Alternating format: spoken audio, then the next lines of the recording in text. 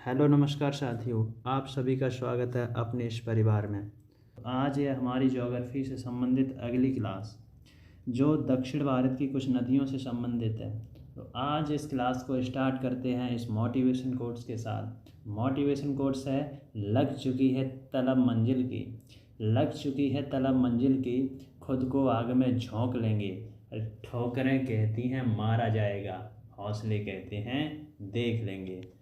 तो इसी motivation quotes के साथ, इसी जुनून के साथ, इसी विश्वास के साथ बढ़ते हैं इस क्लास में और देखते हैं क्या कुछ खास है आज की क्लास में। तो बहुत बहुत स्वागत है अपने इस परिवार में। तो अगर आपने हमारे इस चैनल को अभी तक सब्सक्राइब नहीं किया है तो सब्सक्राइब अवश्य कर लें, जिससे कोई भी वीडियो इस चैनल पर अपलोड होगी तो वह सबसे पहले आपके पास पहुंचेगी। पहला प्रश्न है कथन और कारण से संबंधित। कथन: पश्चिमी घाट की नदियाँ डेल्टा का निर्माण नहीं करती। कारण है वे छोटे मार्ग से तीव्र गति से कड़ी कठोर चट्टानों के ऊपर से प्रवाहित होती हैं। नीचे दिए गए कूट से सही उत्तर चुनिए। ऑप्शन नंबर 1, ए तथा आर दोनों सही हैं, आर ए की सही व्याख्या है। ऑप्शन नंबर बी, ए तथा आर दोनों सही हैं किंतु आर ए की सही व्याख्या नहीं है। सी, ए सही है परंतु आर गलत है। डी, ए गलत है परंतु आर सही है। पश्चिमी घाट की नदियां डेल्टा का निर्माण नहीं करती हैं क्योंकि सबसे पहले तो वो कम दूरी तय करती हैं, वो छोटे मार्ग से आती हैं। दूसरा, कठोर चट्टानों से होकर के बहती हैं। तो इस आधार पर इस प्रश्न का सही जवाब है option number A. Option number A इस प्रश्न का सही जवाब है। देखते हैं अगला क्वेश्चन, कथन और कारण से संबंधित है। कथन ए, यद्यपि भारत की सभी प्रमुख नदियां बंगाल की खाड़ी में गिरती हैं परंतु नर्मदा तथा तापी नदियां अरब सागर में मिलती हैं। कारण, इसका कारण है नर्मदा और तापी नदियां विभ्रंश घाटी से होकर के बहती हैं। नीचे दिए गए कूट से सही विकल्प चुनिए। ऑप्शन नंबर ए है, ए तथा आर दोनों सही हैं, आर ए की सही व्याख्या है।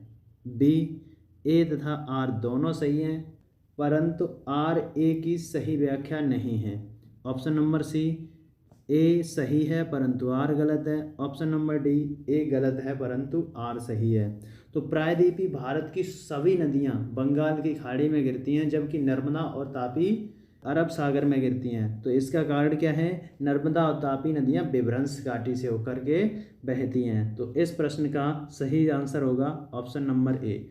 अगला प्रश्न है, इन पश्चिम वाहिनी नदियों में कौन दो पर्वत श्रेणियों के बीच बहती है? ऑप्शन नंबर ए, शरावती नदी, नर्मदा नदी, माही नदी, साबरमती नदी। तो इस प्रश्न का सही जवाब है ऑप्शन नंबर बी, नर्मदा नदी आपकी विंध्याचल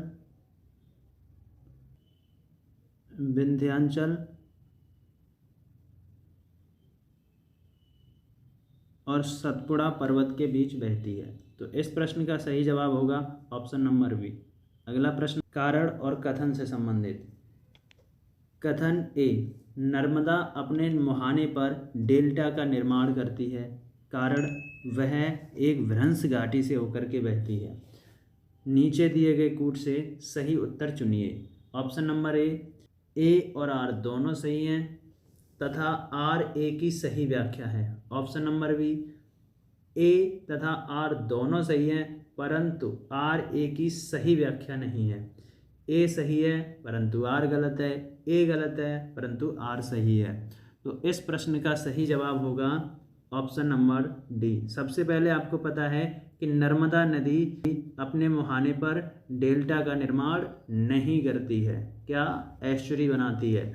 इस आधार पर ए तो गलत हो गया, अब आर सही है क्योंकि भ्रंश घाटी से होकर के बहती है। तो आधार पर इस प्रश्न का सही जवाब होगा ऑप्शन नंबर डी। बढ़ते हैं अगले प्रश्न की तरफ। निम्नलिखित में से कौन सी नदी भ्रंश घाटी से होकर के प्रवाहित होती है? ऑप्शन नंबर 1, तापी नदी, कृष्णा नदी, महानदी और गोदावरी। इस प्रश्न का सही जवाब है तापी नदी। नदी आपकी भ्रंश घाटी से होकर के प्रवाहित होती है। तापी नदी है और आपकी नर्मदा नदी है। ये दोनों आपकी भ्रंश घाटी से होकर प्रवाहित होकर के यह अपना मुहाना अरब सागर में बनाती हैं। ये अपना मुहाना अरब सागर में बनाती हैं। अगला प्रश्न है, अमरकंटक से कौन सी नदियों का उद्गम होता है? दामोदर नदी का, महानदी का, नर्मदा नदी का या तापी नदी का? तो इस प्रश्न का सही जवाब है नर्मदा नदी का। नर्मदा नदी आपके अमरकंटक की पहाड़ियों से निकलती है और यह अपना मुहाना अरब सागर में बनाती है। अगला प्रश्न है, बढ़ते हैं अगले प्रश्न की तरफ। अगला प्रश्न है, कौन सोन नदी का वास्तविक स्रोत है? शहडोल जिले में अमरकंटक, या शहडोल जिले में सोनमुड़ा, बिलासपुर जिले में सोछवार, मंडार पर पठार? कौन सा सोन नदी का वास्तविक स्रोत है?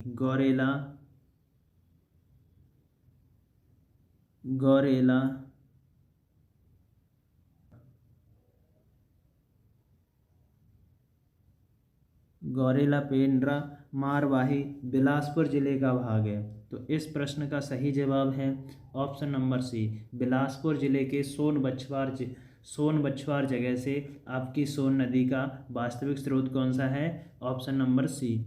अगला प्रश्न है, भारत की निम्नलिखित नदियों में से कौन पश्चिम घाट से नहीं निकलती हैं? ऑप्शन नंबर ए गोदावरी नदी, ताप्ती नदी, कावेरी नदी, बकाम नदी? तो इस प्रश्न का सही जवाब है ताप्ती नदी। ताप्ती नदी जो है वो आपके मध्य प्रदेश के, यह आपके मध्य प्रदेश के मुल्ताई नगर, मध्य प्रदेश के मुल्ताई नगर से निकलती है, जबकि कावेरी, गोदावरी, बकाम नदियाँ आपकी पश्चिमी घाट से निकलती हैं। तो इस प्रश्न का सही जवाब होगा ऑप्शन नंबर बी, ताप्ती नदी। अगला प्रश्न है, निम्न भारत की नदियों व उनके उद्गम स्थलों में सुमेलित नहीं है। तो आपको बताना है इनमें से कौन सी नदी का उद्गम स्थल सुमेलित नहीं है। यमुना नदी यमुनोत्री ग्लेशियर, सही बात है। कृष्णा नदी महाबलेश्वर की पहाड़ियों से निकलती है, सही बात है। गोदावरी नासिक से निकलती है, सही बात है। जबकि महानदी आपकी गंगोत्री ग्लेशियर से नहीं निकलती है। गंगोत्री ग्लेशियर से आपकी गंगा नदी निकलती है, गंगोत्री ग्लेशियर से आपकी गंगा नदी निकलती है, और महानदी आपकी सिहवा की पहाड़ियों से निकलती है। महानदी आपकी सिहवा की पहाड़ियों से निकलती है। अगला प्रश्न है, कावेरी नदी का उद्गम स्थल है सह्याद्री की पहाड़ियों से, ब्रह्मगिरी की पहाड़ियों से, गवालीगढ़ की पहाड़ियों से या अमरकंटक की पहाड़ियों से? इस प्रश्न का सही जवाब है ब्रह्मगिरी की पहाड़ियों से। ब्रह्मगिरी की पहाड़ियों से निकलकर 800 किलोमीटर लंबाई तथा 81,155 वर्ग किलोमीटर के अगवा क्षेत्र में प्रवाहित होते हुए यह बंगाल की खाड़ी में मिल जाती है। अगला प्रश्न है, निम्नलिखित नदियों में से किस एक को दक्षिण की गंगा कहा जाता है? तो किसको दक्षिण की गंगा कहा जाता है? कावेरी नदी, कृष्णा नदी, गोदावरी नदी या नर्मदा नदी? तो इस प्रश्न का सही जवाब होगा ऑप्शन नंबर ए। इस प्रश्न का सही जवाब आपके उत्तर प्रदेश लोक सेवा आयोग ने विकल्प ए को माना है। वहीं एनसीईआरटी के अनुसार इस प्रश्न का सही जवाब है गोदावरी, जबकि यह आपका उत्तर प्रदेश लोक सेवा आयोग, पब्लिक सर्विस कमीशन ने आपके कावेरी नदी को माना है। वहीं एनसीईआरटी ने इस नदी का दक्षिण की गंगा को गोदावरी माना है। अगला प्रश्न है, कृष्णा नदी जल विवाद किन राज्यों के मध्य है? कर्नाटक एवं महाराष्ट्र के बीच, कर्नाटक एवं आंध्र प्रदेश के बीच, आंध्र प्रदेश एवं तमिलनाडु के बीच, आंध्र प्रदेश एवं महाराष्ट्र के बीच? इस प्रश्न का सही जवाब है ऑप्शन नंबर ए, कृष्णा जल नदी विवाद आपके कर्नाटका और महाराष्ट्र के बीच है। अगला प्रश्न है, लिखित में से कौन नदी एस्चुरी का निर्माण करती है? गोदावरी नदी, कावेरी नदी, ताप्ती नदी, महानदी। जो नदियां बे ऑफ बंगाल में गिरेंगी वो डेल्टा का निर्माण करेंगी, और जो नदी अरब सागर में गिरेगी वो एस्चुरी का निर्माण करेगी। तो गोदावरी आपकी बे ऑफ बंगाल में गिरती है तो यह एस्चुरी का निर्माण नहीं करेगी। कावेरी नदी यह भी आपकी बे ऑफ बंगाल में गिरती है, महानदी बे ऑफ बंगाल में गिरती है। तो इस प्रश्न का सही जवाब है option number C. Option number C, जो आपकी ताप्ती नदी है अरब सागर में गिरती है, और अरब सागर में गिरने वाली सारी नदियां एस्चुरी का निर्माण करती हैं, जबकि बे ऑफ बंगाल में गिरने वाली नदियां डेल्टा का निर्माण करती हैं। जबकि बे ऑफ बंगाल में गिरने वाली सारी नदियां डेल्टा का निर्माण करती हैं। बढ़ते हैं अगले प्रश्न की तरफ। अगला प्रश्न है, दक्षिण भारत की नदियां प्रमुख रूप से निम्न में से कौन सा अपवाह तंत्र रखती हैं? आर्य, खंडित, बख्शनुमा या जालीदार। तो दक्षिण भारत की नदियां बख्शनुमा अपवाह तंत्र रखती हैं। अगला प्रश्न है, निम्नलिखित में से कौन सी नदी बेसिन क्षेत्रफल में सबसे बड़ी है? कावेरी नदी, महानदी, नर्मदा नदी एवं ताप्ती नदी। इस प्रश्न का सही जवाब है ऑप्शन नंबर बी। महानदी का बेसिन है वो सबसे बड़ा है। बढ़ते हैं अगले प्रश्न की तरफ। अगला प्रश्न है, कौन सी नदी उड़ीसा में अपना डेल्टा बनाती है? इस प्रश्न का सही जवाब होगा option number B, Mahanadi. Mahanadi का निर्माण होगा। महानदी अपना डेल्टा उड़ीसा में बनाती है। महानदी की कुल लंबाई 851 किलोमीटर है। बढ़ते हैं अगले प्रश्न की तरफ। निम्नलिखित में से किसका जलग्रहण क्षेत्र सबसे बड़ा है? नर्मदा नदी का, महानदी का, गोदावरी नदी का या कृष्णा नदी का। तो इस प्रश्न का सही जवाब है ऑप्शन नंबर सी, गोदावरी नदी का जलग्रहण क्षेत्र सबसे बड़ा है। बढ़ते हैं अगले प्रश्न की तरफ। प्रायद्वीपीय भारत की नदियों में से कौन सी सबसे लंबी नदी है? कृष्णा नदी, कावेरी नदी, गोदावरी एवं महानदी। इस प्रश्न का सही जवाब है ऑप्शन नंबर सी, गोदावरी प्रायद्वीपीय भारत की सबसे लंबी नदियों में से एक है, जिसकी कुल लंबाई 1465 किलोमीटर है। बढ़ते हैं अगले प्रश्न की तरफ। अगला प्रश्न है, भारत की निम्नलिखित नदियों में से कौन हिमालय की सभी श्रेणियों को काटकर निकलती है? तो इस प्रश्न का सही जवाब है सतलज। सतलज नदी हिमालय की सभी श्रेणियों को काटकर निकलती है। अगला प्रश्न, दूध गंगा नदी निम्न में से किस में अवस्थित है? तो इस प्रश्न का सही जवाब होगा दूध गंगा नदी की जम्मू कश्मीर में स्थित है और आपकी उत्तराखंड में स्थित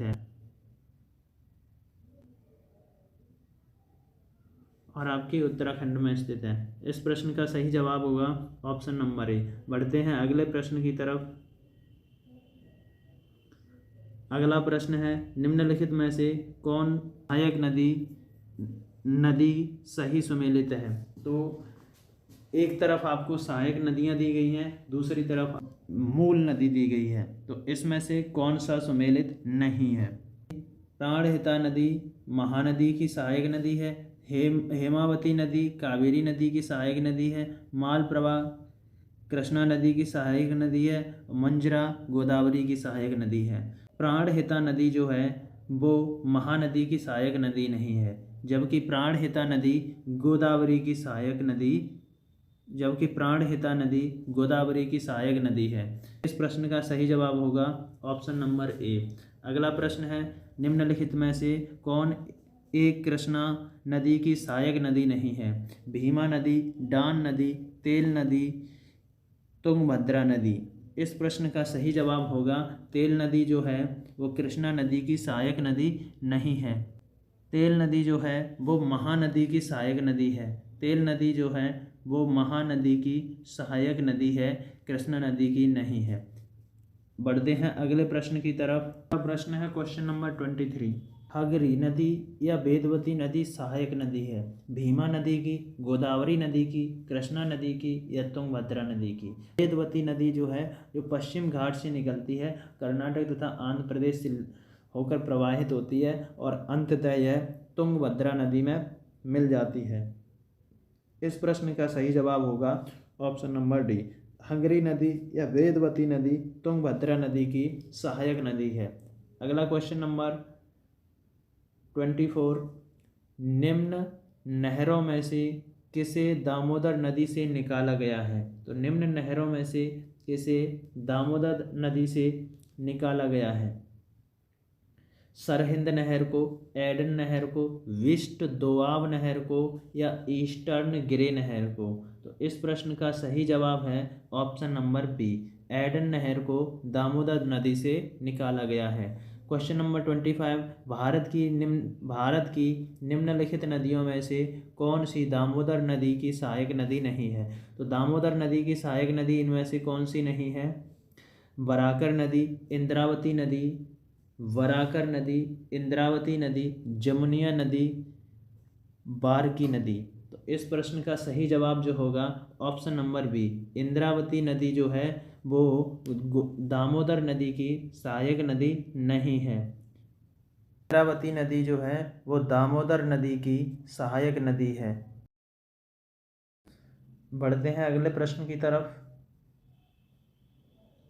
अगला प्रश्न है, निम्न नदियों में से कौन सर्वाधिक प्रदूषित है? गोमती नदी, पेरियार नदी, दामोदर नदी या महानदी? तो इस प्रश्न का सही जवाब है दामोदर नदी सबसे प्रदूषित नदी है।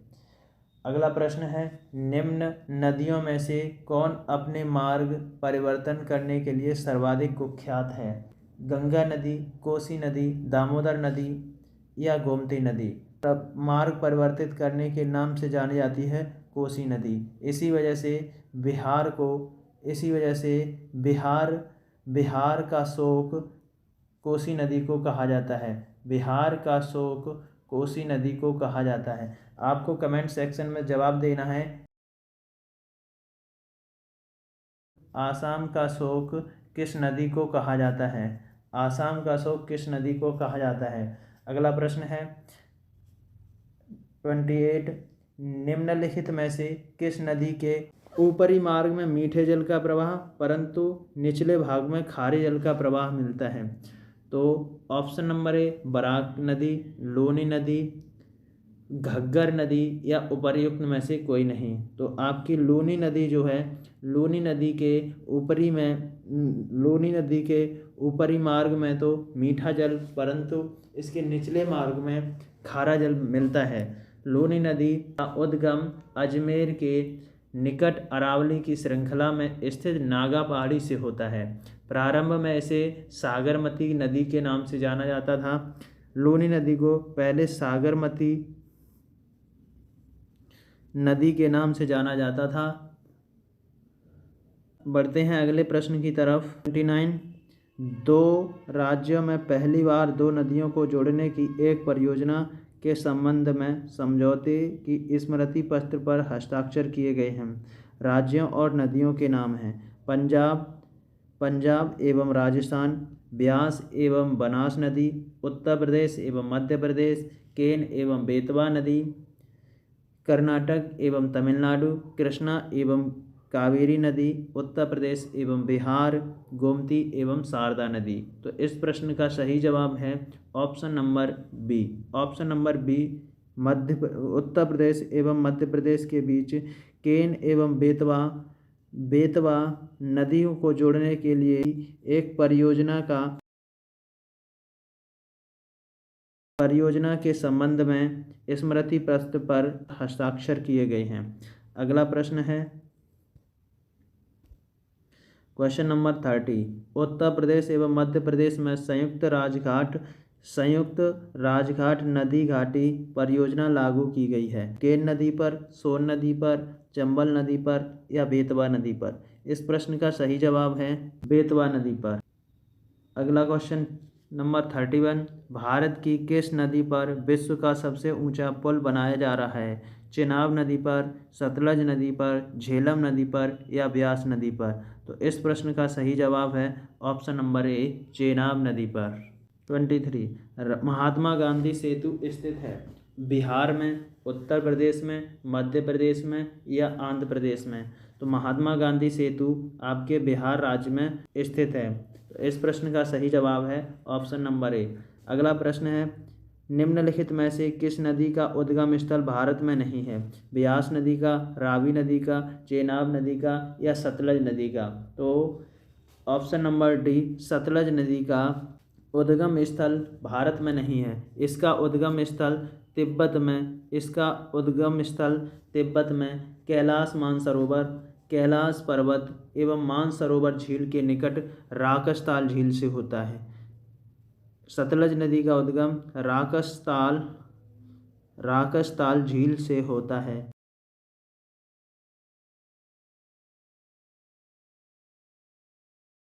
बढ़ते हैं अगले क्वेश्चन की तरफ। क्वेश्चन नंबर 34, निम्नलिखित में कौन सा युग्म सुमेलित नहीं है? मुख्य नदी और उसकी सहायक नदियाँ, गंगा नदी, सोन नदी, गोदावरी नदी, मंजीरा नदी, कृष्णा नदी, भीमा नदी, यमुना नदी, रामगंगा नदी? गंगा नदी की सहायक नदी है सोन नदी, सही बात है। गोदावरी नदी की सहायक नदी है मंजीरा नदी, सही बात है। कृष्णा नदी की सहायक नदी है भीमा नदी, सही बात है। यमुना नदी की सहायक नदी रामगंगा नदी। रामगंगा नदी जो है वो यमुना की नहीं बल्कि गंगा नदी की सहायक नदी है। आपको कमेंट सेक्शन में बताना है कि यमुना नदी की सहायक नदियों के नाम। यमुना नदी की सहायक नदियों के नाम आपको कमेंट सेक्शन में बताना है।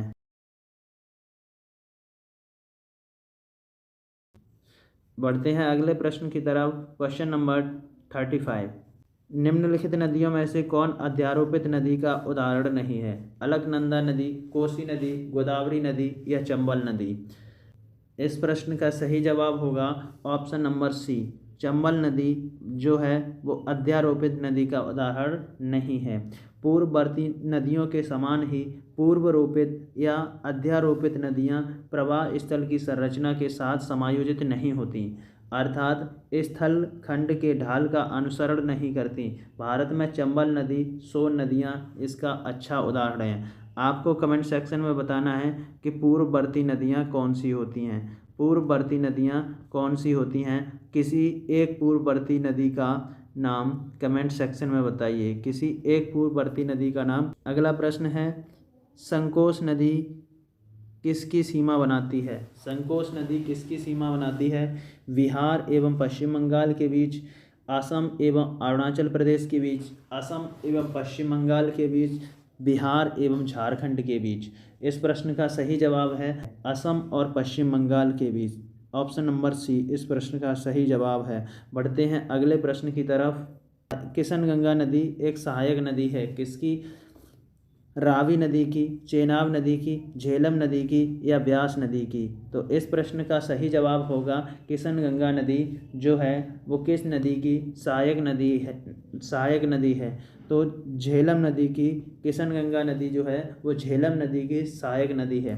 क्वेश्चन नंबर 38, मुंबई की मीठी नदी निम्नलिखित में से किस झील से निकलती है? तुलसी झील से, पोवई झील से या तुलसी झील से, पोवई झील से, बिहार झील से या उपर्युक्त में से कोई नहीं?